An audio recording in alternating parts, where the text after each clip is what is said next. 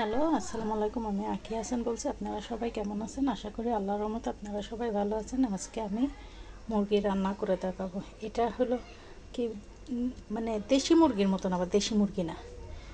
আমাদের এদিকে কক মুরগি বলে, আপনাদের ওইদিকে কী বলে আমি বলতে পারবো না। এই মুরগি দিয়ে নতুন আলু দিয়ে আমি একটা পাতলা ঝোল রান্না করে দেখাবো। আমি এখানে রসুন বাটা, তারপরে জিরা গুঁড়ি, হলুদ গুঁড়া, তারপরে যে হলো ধনিয়ার গুঁড়া, গরম মশলা, তেজপাতা, লবঙ্গ, এলাচ, দারচিনি যা লাগে সব একসাথে আমি নিয়ে নিছি। এখন আমি এখানে কড়াইটাও গরম করে নিছি। কড়াইয়ের ভিতরে আমি পেঁয়াজটা হালকা ভেজে নেব। আমি পেঁয়াজটা হালকা ভেজে নেব। অনেকে অনেক রকম রান্না করে, আমিও যখন যেরকম ইচ্ছা সেই রকম রান্না করি। আমি আজকে এভাবে রান্না করতেছি, আপনাদের সাথে তাই শেয়ার করতেছি। এখন এর ভিতরে আমি সব মশলা একসাথে দিয়ে নিচ্ছি। আমি কিন্তু এখানে আদা দিইনি, এখন আদা একটু পরে দেবো। সব মশলাটা আমি ভালো করে কষাই নেব। এই পর্যায়ে আমি মশলার বাটিতে একটু গরম পানি দিয়ে মশলাটা ভালো করে কষাই নিয়ে আমি গোশ আর আলু দিয়ে দেবো একসাথে। মশলাটা কষানো হয়ে গেছে, আমি পুরো তরকারিটা একসাথে দিয়ে নিচ্ছি। গোশ আর আলু একসাথে দিয়ে আমি ভালো করে কষাই নিচ্ছি। আমি এর ভিতরে আর পানি দেবো না, একবারে এই পানিতে কষাই নেবো। তারপর ঝোল যে পরিমাণ রাখবো সেই পরিমাণ পানি দেবো।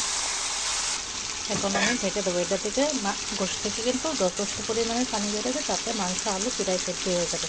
তাই জন্য আমি আলাদা পানি দিলাম না। এই যে আমি পানি দিনে একটু, তারপর দেখেন ভালো এখনও পানি আছে। ওই পানিটা শুকাই গেলে আমি করবো। কিন্তু আমার এটা ছোট হয়ে গেছে কড়াইটা, আমার এখন পাল্টাই নিতে হবে। আমি এই কড়াইটায় বসাবো। এটা মেলা ছোটো হয়ে গেছে, কারণ ঝোল রাখতে গেলে এটাই ঝোল দিলে কিংবা ঝোল রাখতে গেলে এই কড়াইটা ধরবে না। আমি প্রথমে বুঝতে পারিনি, এখন আমি পাল্টাই নেব। আমি এই যে পাল্টাই নিচ্ছি। এখন এটাই ঝোল দিলে আমার কোনো সমস্যা হবে না। এই পর্যায়ে আমি আদাটা দিয়ে নিচ্ছি। আমি এর আগে আদাটা দিই, আদাটা এখন ভালো করে কষাই নিয়ে তারপর আমি ঝোলের পানি দেবো। পরিমাণ মতন আদা দেবো। আমি এটা 3 চামচ আদা দেবো। যে আদা দিয়ে আমি কষাচ্ছি। আপনারা চাইলে মশলা কষানোর সময় আদাটা দিতে পারেন। আমার আদার ঘ্রাণটা ভালো লাগে, মানে ওই সময় দিলে আদার ঘ্রাণটা থাকে না, এই সময় দিলে আদার হালকা একটা ঘ্রাণ পাওয়া যায়। আমার ভালো লাগে বলে আমি এই সময় দিই। আপনারা চাইলে ওই সময় দিতে পারেন কষানোর সাথে। আমি কিন্তু ওই সময় কলিজাটা দিছিলাম না, আমি এখন কলিজাটা দিয়ে নিচ্ছি। কলিজাটা ওই সময় দিলে নাড়াচাড়া করলে কলিজাটা ভেঙে যায়, এই সময় দিলে আর কলিজাটা ভাঙে না। এই যে আমি এখন ওই কড়াইটা ধুয়ে পরিমাণ মতন পানি দিয়ে দিচ্ছি। এই যে আমি পরিমাণ মতন পানি দিয়ে নিচ্ছি। আমি একটু ঝোল রাখবো বলে সেই পরিমাণে পানি দিয়ে দিচ্ছি। আপনারা চাইলে ভুনাও করতে পারেন, ভুনাটা বেশি ভালো লাগে। আমার ঘরে ঝোল ছাড়া আর আলু ছাড়া কিছু বোঝে না, এই জন্য আমি এভাবে রান্না করতেছি।